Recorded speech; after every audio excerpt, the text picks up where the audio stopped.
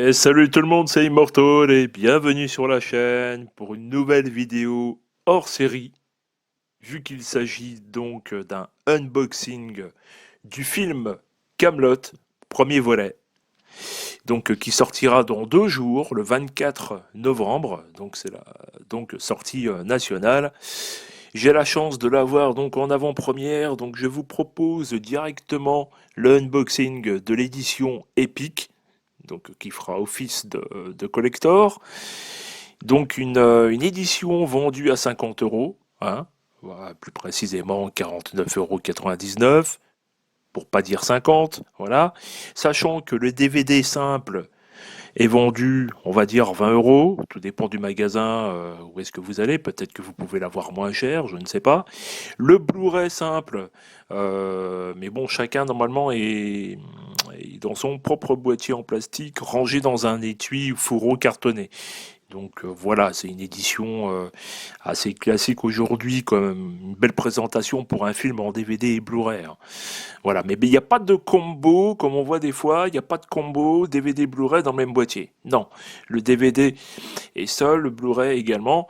Donc le Blu-ray vendu 25 euros, voire 20 euros en fonction de l'endroit où vous allez. En attendant, pour 5 euros, voire 10 euros de plus, finalement, vous avez cette édition épique, voilà, donc qui était en précommande à 50 euros partout, sur Internet, dans les magasins physiques, surtout sur Internet, et qui était quand même, il y a eu une promotion quand même il y a quelques jours, il y a quoi, il y a une semaine, quoi, peut-être 8 jours même, euh, Leclerc proposait à 39,99, donc soit 10 euros en moins. Donc voilà. Bon, moi, malheureusement, voilà, je suis passé à côté, malheureusement. Mais bravo aux chanceux qui ont réussi quand même à gagner 10 euros. Parce que c'est vrai que, mine de rien, ben, moi, pour moi, j'ai envie de dire que ça vaut pas les 50 euros. Voilà, mais ça, je vous en dirai un petit peu plus tard. En attendant, voilà, parce que là, ici, je ne vais pas vous donner mon avis sur le film, sachant que je ne l'ai pas encore vu. Et j'ai même pas eu la chance de le voir au cinéma, hein. Donc, du coup, euh, et on parlera pas du tout et on parlera pas du tout non plus quels étaient les bref les voilà certains détails qui pouvaient empêcher certaines personnes de pouvoir aller au cinéma, etc., machin, montrer patte blanche, commence à péter les couilles, ce genre de truc. Donc bref, donc du coup c'est là d'ailleurs, je suis en train de vous montrer en fait le livre 4, hein, en DVD, parce que j'ai aussi toute la série, mais en DVD dans sa première édition. Donc à l'époque, moi je trouvais ça sympa, ça faisait un peu comme des livres, voilà. Et les disques étaient plutôt bien rangés, quoi, parce qu'on les fixait simplement à plat. Voilà. Donc je vous ai montré ça rapidement, hein, parce que c'était une petite comparaison avec ce que vous allez voir après. Voilà.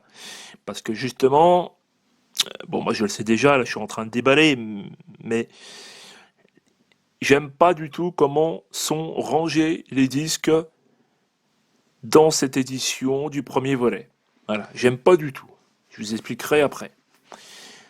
Voilà, donc on a pu voir quand même que déjà c'est quand même un bel objet, avec une très belle couverture, vraiment très très bien soignée, un style artistique qui lui est propre, c'est vraiment très sympa. On a d'un côté donc à gauche avec deux étuis carton qui sont fixés, sans doute collés, donc dans la page finalement dans la partie de gauche, pardon, dans la couverture. Donc les cartes des personnages qu'on verra à la fin de vidéo, en fin de vidéo, pardon. Là, pour l'instant, tout ce que je fais, c'est donc de vous montrer de page en page les illustrations où sont rangés bien sûr les disques. Et vous voyez déjà comment ils sont rangés les disques,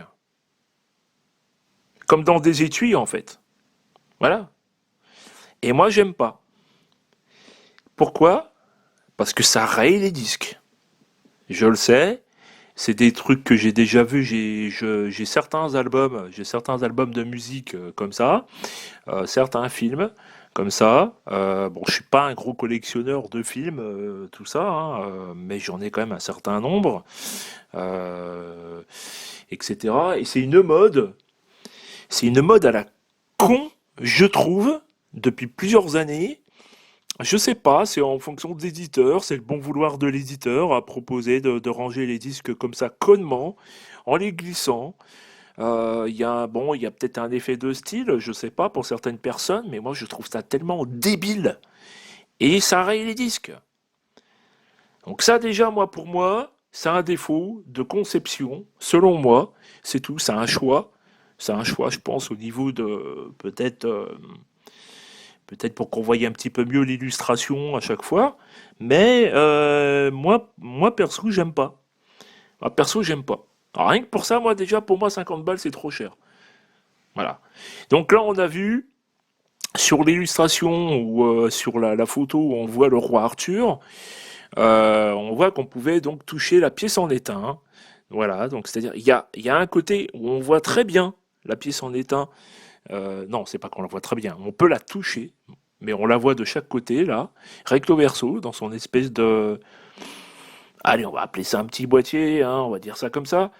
Une espèce de support donc rigide qu'on ne peut pas ouvrir d'ailleurs. J'ai regardé bien en détail pendant que je tournais la vidéo et on peut pas, je crois pas qu'on puisse sortir la pièce. Bon, cela dit, c'est pas dérangeant parce que je vais être honnête, la pièce en est un à l'effigie du roi, à l'effigie du roi Arthur, mais je m'en contrefous. Je suis désolé, mais je suis un peu pas content. Je suis pas content. Je m'en bats les steaks, mais carrément quoi. Une pièce en étain. Vous vous foutez de ma gueule? Et vous avez vu la taille du truc? Vous avez vu dans quoi c'est rangé? Son support est 20 fois trop grand. Mais c'est n'importe quoi. Alors après, vous allez me dire, bah, la pièce en étain, où est-ce que tu voudrais qu'il la range? Mais bien sûr, où est-ce qu'il la rangerait? Mais déjà, pourquoi proposer une pièce en étain? Mais ça, c'est pour faire genre, ah, les gars, on va quand même justifier les 50 balles quand même, hein. Faut qu'on mette un bonus quand même. Non mais, les gars, déjà, il y a un moment donné, il faut arrêter de déconner. Parce que sur le Blu-ray du film, il y a des bonus, et on a aussi les bonus sur un disque DVD à part.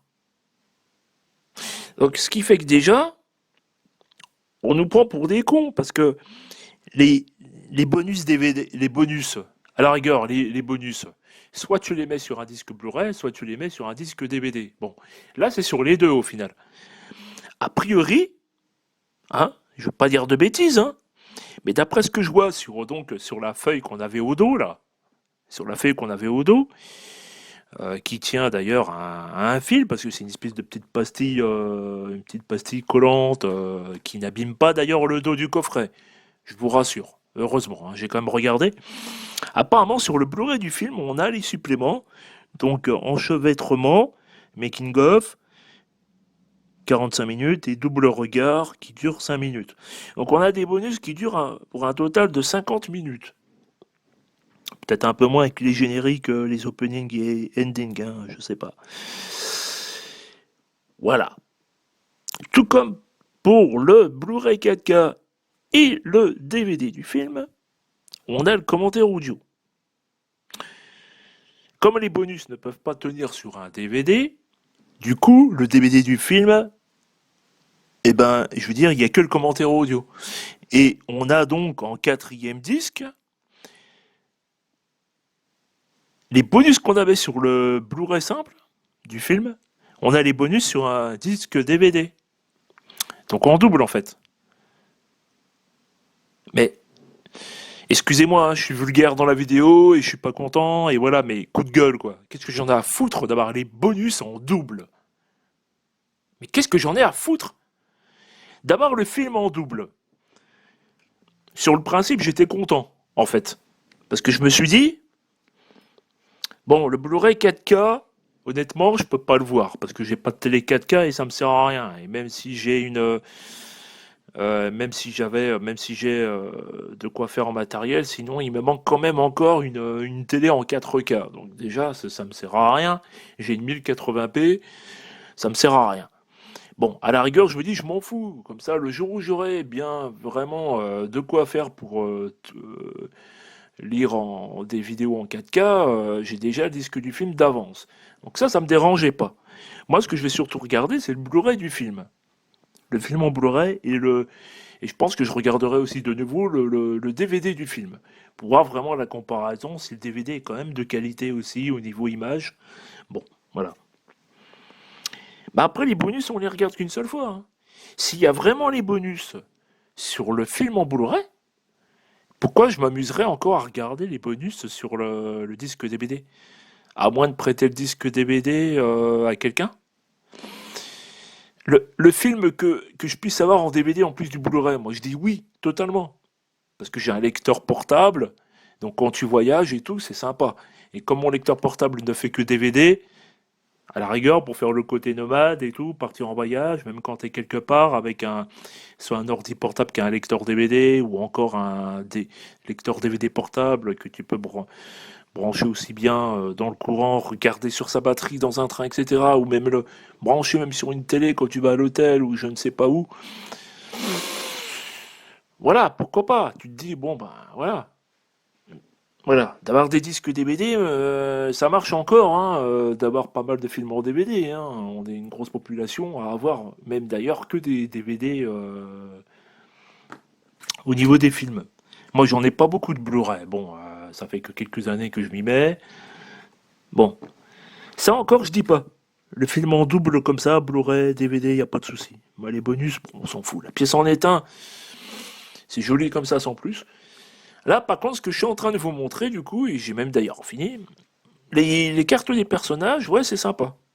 C'est sympa de voir vraiment des très belles illustrations, bien rigides et tout. Le coffret en lui-même, bon, bah voilà, si j'ai envie de dire le côté bouquin, tout ça, machin, c'est du déjà vu. Quand on ouvre, on a sans arrêt les cartes qui retombent, un peu chiant. La feuille volante derrière qu'on est obligé d'enlever parce que sinon elle bouge sans arrêt.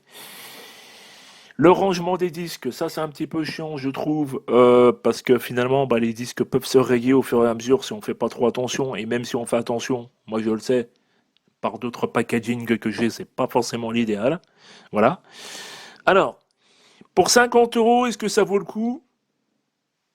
Non. Attendez une baisse au moins de 10 euros minimum. Si vous êtes vraiment un gros fan, achetez-le. Sinon, attendez peut-être une baisse de prix. Voilà. Tout simplement. Je vous donnerai, je pense, plus tard en vidéo mon avis sur le film. Je vous dis en attendant, bonne soirée, amusez-vous bien et ciao tout le monde.